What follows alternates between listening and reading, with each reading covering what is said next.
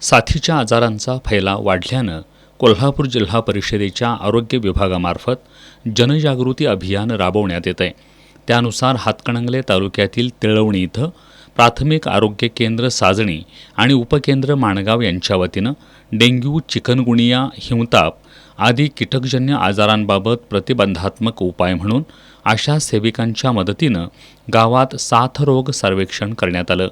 यावेळी घरामध्ये पाणी साचलेल्या टाक्यांची पाहणी करण्यात आली. अळी किंवा डास आढळून आलेलं पाणी न वापरण्याच्या सूचना देण्यात आल्या.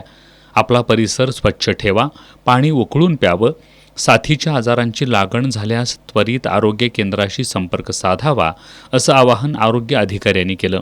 साजणीचे वैद्यकीय अधिकारी डॉक्टर निखिल पडिया, डॉक्टर रीझ बोरगावे, आरोग्य निरीक्षक बजरंग शिंदे, आरोग्य अधिकारी सूरज कांबळे, प्रशांत सूर्यवंशी, आरोग्य सेविका गौरी कांबळे, ज्योती जोशी आणि गटप्रवर्तक नीता पाटील यांच्या मार्गदर्शनाखाली हे सर्वेक्षण करण्यात आलं.